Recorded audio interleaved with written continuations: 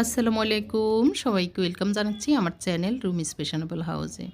আমি ফারহানা ইয়াসমিন রুমে চলে আসলাম আপনাদের মাঝে আরেকটি ব্লগ নিয়ে। আজকে হচ্ছে আমার ভাইয়েরা চলে যাচ্ছে আমেরিকায়, সেটার কিছু ক্লিপ আমি আপনাদের সাথে শেয়ার করছি।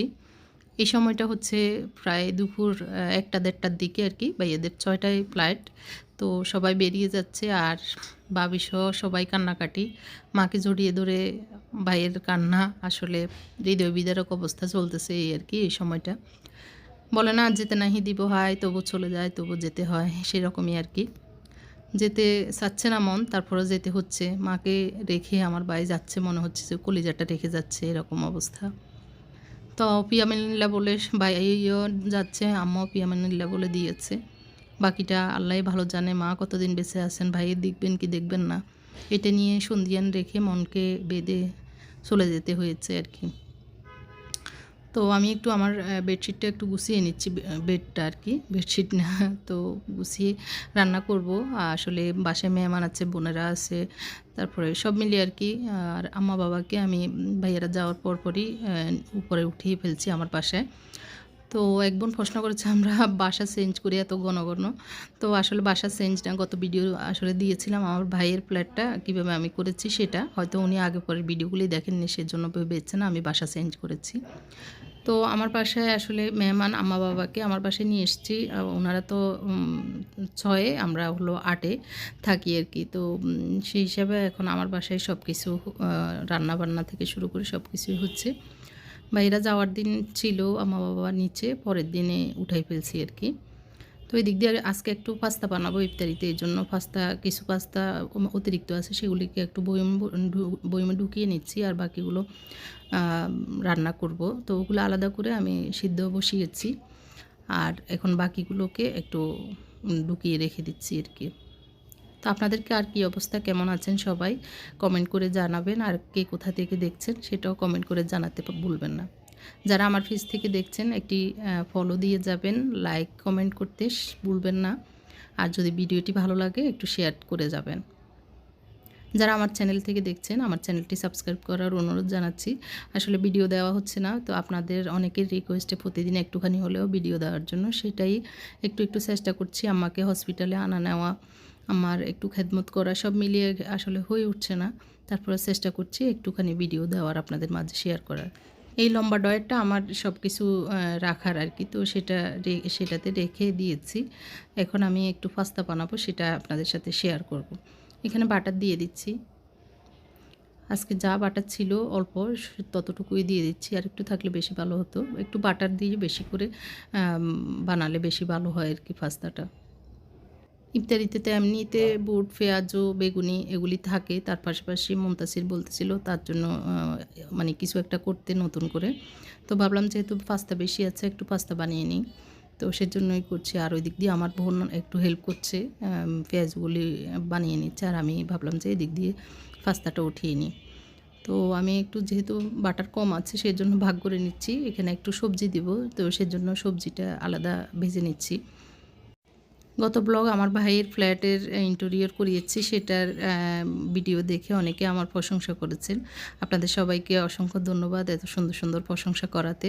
অনেকেরই কমেন্ট পেয়েছি যে আমি অনেক বড় ডিজাইনার হতে পারতাম যদি জীবনে ওই রকম পড়ালেখা করতে পারতাম আর কি, ওই লাইনে যদি যেতাম আর কি। তো আসলে সবই তকদির, অল্প বয়সে বিয়ে হয়ে যাওয়া, তারপরে বাচ্চার মা হয়ে যাওয়া, সংসারী হয়ে যাওয়া, আর পড়াশোনা করার সুযোগ না থাকা, সবই কিসমতের ব্যাপার। আমার ইচ্ছে ছিল আমি একটু ইয়েতে পড়া, চারুকলায় পড়ার, সেই সুযোগটা ছিল না। গ্রামে পড়াশোনা করেছিলাম, যার কারণে আমার বাবা ছিল বিদেশে। তো বিদেশি মেয়ে, মানে বিদেশি বাবার মেয়েদের, ছেলে সন্তানদের একটু টেক কেয়ার বেশি থাকে। আমার খুব টেক কেয়ারে ছিলাম, আমার শাসনে ছিলাম, যাতে করে কোনো খারাপ কিছুতে না জড়াই, আজে বাজে কোনো কিছুতে না, মানে কেউ যেন না বলতে পারে। সেই জন্যই আসলে খুব শক্ত শাসনেই বড় হয়েছি, যার কারণে এইসব চিন্তাও করা মুশকিল ছিল। যাই হোক, এখানে আমি একটু বাটারে প্রথমে আমি একটু পেঁয়াজ, তারপরে গাজর দিয়েছিলাম, তারপরে একটু রসুন কুচি দিয়েছি, আর একটু ক্যাপসিকাম দিয়েছি, একটু লবণ দিয়ে দিয়েছি। ভালো করে এগুলোকে একটু ভেজে নিব, বেশিক্ষণ ভাজবো না, হালকা একটু ভেজে তারপরে আমি এগুলো আলাদা রেখে দিব। এই যে অল্প একটু ভেজে নিয়েছি 2-3 মিনিটের মতো। তারপর বড় কড়াইটাতে আমি একটু রসুন দিয়ে দিচ্ছি, তারপরে দিয়ে দিচ্ছি একটুখানি আটা। আটাটা আসলে ঘি যতটুকু বা বাটার যতটুকু থাকে বা তেল যতটুকু দেওয়া হয় ততটুকুই ওই পরিমাপে আটাটা দিয়ে দিলে, আটা বা ময়দার যেটাই থাকুক দিলে তারপরে ইয়েটা ভালো হয় আর কি। বেশি গাঢ় হয় না, বেশি পাতলাও হয় না। তো এটা ভাজি হয়ে যাওয়ার পরে আমি এখন দিয়ে দিচ্ছি দুধ। আমি আজকে ক্রিমি যেটা পাস্তা ওইটা বানিয়ে নিচ্ছি, হোয়াইট পাস্তা যেটাকে বলে। প্রথমে একটু দলা ফেঁকে গেলেও চিন্তার কারণ নেই, একটু পরে এগুলিকে ভালো করে নাড়লে মানে একদম হয়ে যাবে, তরল হয়ে যাবে। তো আমি এখানে 2 কাপ দুধ দিয়ে দিচ্ছি। আস্তে আস্তে দিতে হবে, তো ভালো করে মিশিয়ে নিয়ে আমি আস্তে আস্তে দিয়ে দিচ্ছি। আমার কাছে তরল দুধ ছিল না, আমি গুঁড়ি দুধকে মানে গুলে তারপরে দিয়ে দিয়েছি।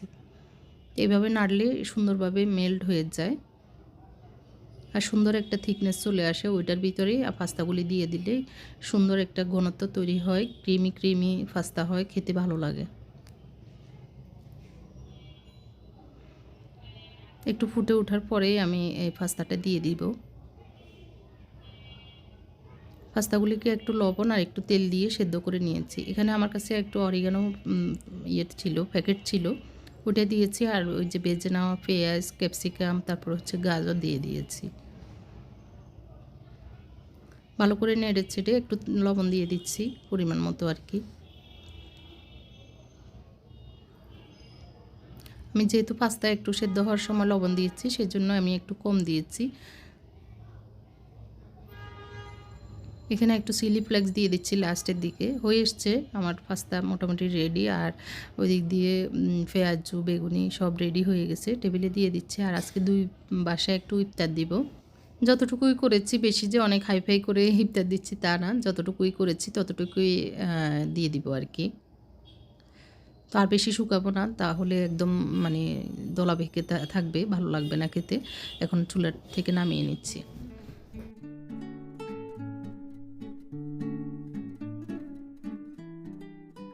পৃথিবীতে যত মা বাবা আছেন সকলকে আল্লাহ সুস্থতার সহিত নেক হায়াত দান করুন, আমিন সুম্মা আমিন।